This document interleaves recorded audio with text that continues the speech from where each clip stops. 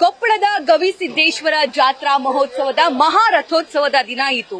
So ಇಲ್ಲಿ ಮಹಾರಥೋತ್ಸವ ಅಷ್ಟೇ ಪ್ರಾಮುಖ್ಯತೆಯನ್ನ ಪಡೆದುಕೊಳ್ಳೋಲ್ಲ, ಮಹಾದಾಸೋಹ ಕೂಡ ಸಾಕಷ್ಟು ಪ್ರಾಮುಖ್ಯತೆಯನ್ನ ಪಡೆದುಕೊಳ್ಳುತ್ತೆ.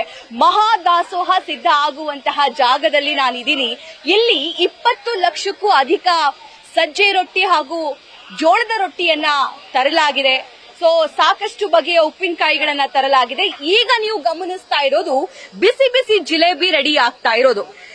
ಸಿಂಧನೂರಿನಿಂದ ಬಂದಿರುವಂತಹ ಗೆಳೆಯರ ಬಳಗ ಸುಮಾರು 15ರಿಂದ 16 ಲಕ್ಷ ಬಿಸಿ ಬಿಸಿ ಜಿಲೇಬಿಯನ್ನ ಈ ಜಾತ್ರಾ ಮಹೋತ್ಸವದ ಮಹಾದಾಸೋಹಕ್ಕಾಗಿ ಮಾಡ್ತಾ ಇದ್ದಾರೆ. ಸೊ ಇದನ್ನ ಪ್ರಿಪೇರ್ ಮಾಡ್ತಾ ಇರುವಂತಹ ಬಾಣಸಿಗರು ಸುಮಾರು 200ರಿಂದ 300 ಜನ. ಅವರೆಲ್ಲರನ್ನು ಕೂಡ ನೀವು ಗಮನಿಸ್ತಾ ಇದ್ದೀರಿ. ಅವ್ರನ್ನ ನಾನು ಮಾತನಾಡಿಸ್ತಾ ಹೋಗ್ತೀನಿ. ಅವರಲ್ಲಿ ಖುಷಿ ಹೇಗಿದೆ, ಹುಮ್ಮಸ್ಸು ಹೇಗಿದೆ, ಎಲ್ಲಿಂದ ಬಂದಿದ್ದಾರೆ ಅಂತ. ಸರ್ ನಮಸ್ಕಾರ. ಆರಾಮ್ರಿ? ಆರಾಮ್ರಿ. ಏನ್ ಜಾತ್ರೆ ಜೋರೈತಿ? ಜೋರೈತ್ರಿ. ಎಲ್ಲಿಂದ ಬಂದಿರಿ? ಗಬ್ಬೂರ್ರಿ. ಸೊ ಎಷ್ಟ್ ಕ್ವಿಂಟಲ್ ಮಾಡಿರಿ ಇಷ್ಟೊತ್ತು? ಒಟ್ಟ 100 ಕ್ವಿಂಟಲ್. 100 ಕ್ವಿಂಟಲ್. ಎಷ್ಟ್ ಲಕ್ಷ ಆಗ್ಯಾವ್ರಿ? 15ರಿಂದ 16 ಆಗಿರ್ಬೋದು.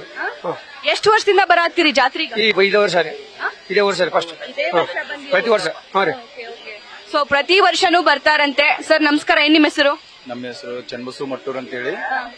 ನಾವು ಸಿಂಧನೂರು ಗೆಳೆಯರ ಬಳಗದ ಒಬ್ಬರ ಸದಸ್ಯರಾಗಿ ಇಲ್ಲಿ ಪ್ರತಿ 10 ವರ್ಷದಿಂದ ಈ ಕಾರ್ಯಕ್ರಮಗಳು ಮಾಡ್ತಾ ಇದ್ದೀವಿ.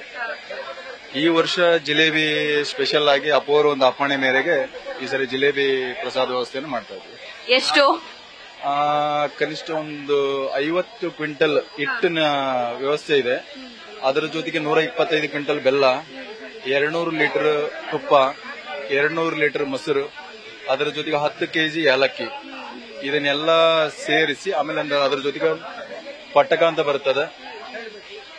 ಅದು ಎಲ್ಲ ಸೇರಿ ನಾವು ಕನಿಷ್ಠ ಒಂದು 250ರಿಂದ 300 ಕ್ವಿಂಟಲ್ ಸುಮಾರು ಇದು ನಮ್ಗೆ ಟಾರ್ಗೆಟ್ ಆಗ್ಬೋದು. ಆಕ್ಚುಲಿ ಈ ಜಾತ್ರೆಯ ವಿಶೇಷತೆ ಏನಂತಂದ್ರೆ ಇದು ದೇವರ ಜಾತ್ರೆ ಅನ್ನೋದಕ್ಕಿಂತ ಭಕ್ತರ ಜಾತ್ರೆ. ಇಲ್ಲಿ ಎಲ್ಲವೂ ಕೂಡ ಮಹಾಪ್ರಸಾದದ ವ್ಯವಸ್ಥೆ ಆಗಿರಬಹುದು, ಲೈಟಿಂಗ್ ವ್ಯವಸ್ಥೆ ಆಗಿರಬಹುದು, ಶಾಮಿಯಾನ ವ್ಯವಸ್ಥೆ ಆಗಿರಬಹುದು, ಎಲ್ಲವನ್ನ ವಾಲಂಟಿಯರ್ಲಿ ಇಲ್ಲಿ ಭಕ್ತರೇ ನೆರವೇರಿಸ್ತಾರೆ. ಅದರ ಜೊತೆಗೆ ಯಾವ ಜಾತಿ, ಯಾವ ಧರ್ಮ, ಪಂಥ ಅನ್ನುವಂತಹ ಭೇದ ಭಾವ ಕೂಡ ಇಲ್ಲ. ಇಲ್ಲಿ ಗಮನಿಸ್ತಾ ಇದ್ದೀರಿ, ದೂರ ದೂರದಿಂದ ಸ್ಕಾರ್ಫ್ ಹಾಕೊಂಡು ಬೇರೆ ಸಮುದಾಯದ ಹೆಣ್ಣು ಮಕ್ಕಳು ಬಂದು ಬಿಸಿ ಬಿಸಿ ಜಿಲೇಬಿಯನ್ನ ಪ್ಯಾಕ್ ಮಾಡ್ತಿದ್ದಾರೆ. ಅವ್ರನ್ನ ಮಾತಾಡ್ಸೋಣ. ಅಮ್ಮ ನಮಸ್ಕಾರ.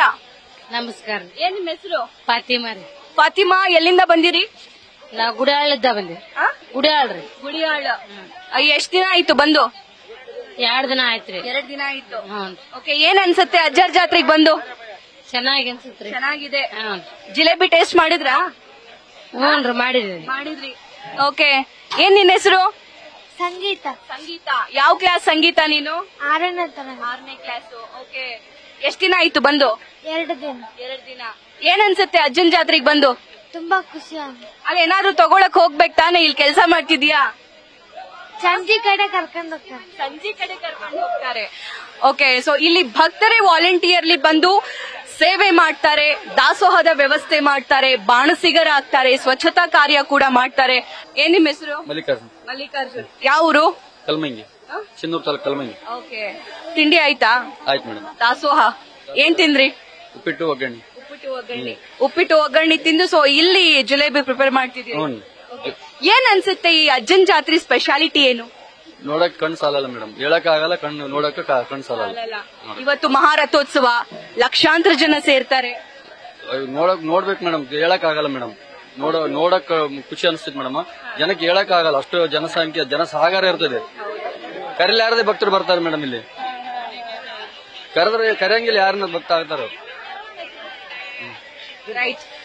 ಸೊ ಇದು ಕೊಪ್ಪಳದ ಗವಿಸಿದ್ದೇಶ್ವರ ಜಾತ್ರೆಯ ಮಹತ್ವ. ಇದು ಭಕ್ತರ ಜಾತ್ರೆ. ಇಲ್ಲಿ ಎಲ್ಲವೂ ಕೂಡ ದಾನದ ಮೂಲಕ ಬರುತ್ತೆ, ದೇಣಿಗೆಯ ಮೂಲಕ ಬರುತ್ತೆ.